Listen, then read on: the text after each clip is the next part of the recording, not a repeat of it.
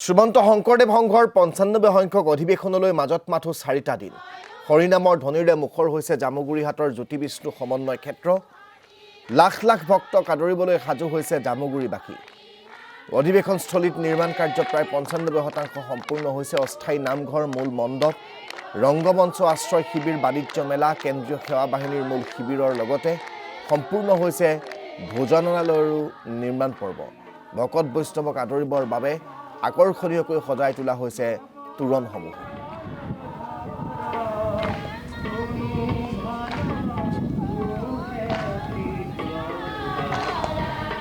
আমাকে অধিৱেশনস্থলীৰ পৰা প্ৰস্তুতিৰ পৰিৱেশ দেখুৱাব অৰ্ণৱ নাথে। হয়, ইতিমধ্যে সম্পূৰ্ণৰূপে সাজু হৈছে জ্যোতি বিষ্ণু ক্ষেত্ৰ। যিহেতু অহা ৬ ফেব্ৰুৱাৰীৰ পৰা শংকৰ সংঘৰ অধিৱেশন আৰম্ভ হ'ব এই জ্যোতি বিষ্ণু ক্ষেত্ৰত, শোণিতপুৰ জিলাৰ জামুগুৰিহাটৰ। আৰু আমি বৰ্তমান উপস্থিত আছোঁ ইয়াতে জ্যোতি বিষ্ণু ক্ষেত্ৰত যি নামঘৰ, অস্থায়ীভাৱে নামঘৰ প্ৰতিষ্ঠা কৰিছে। আৰু এই অস্থায়ীভাৱে নামঘৰ প্ৰতিষ্ঠা কৰি ইয়াৰ দায়িত্ব অৰ্পণ কৰা হৈছে চাৰিদুৱাৰ শাখাক।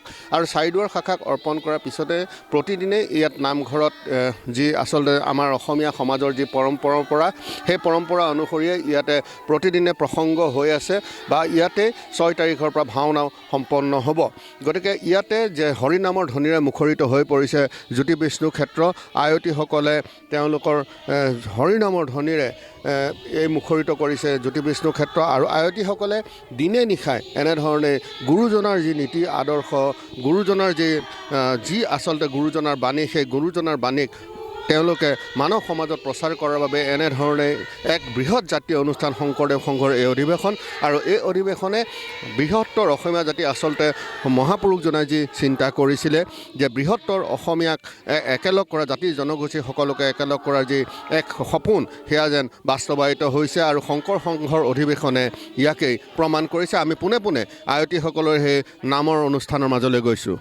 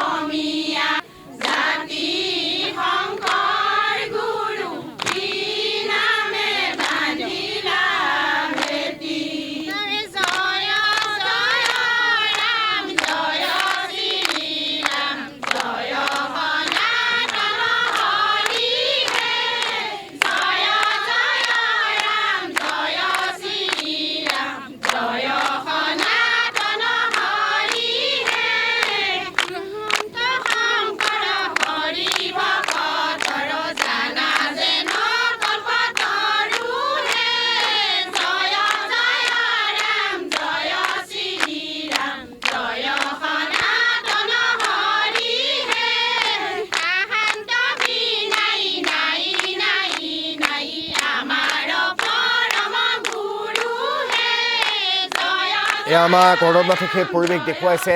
জ্যোতি বিষ্ণু সমন্বয় ক্ষেত্ৰ ইতিমধ্যে উদুলি মুদুলি হৈ উঠিছে। হৰিনামৰ ধ্বনিৰে, কৃষ্ণ কৃষ্ণ নামেৰে মুখৰ হৈ পৰিছে গোটেই চৌপাশ।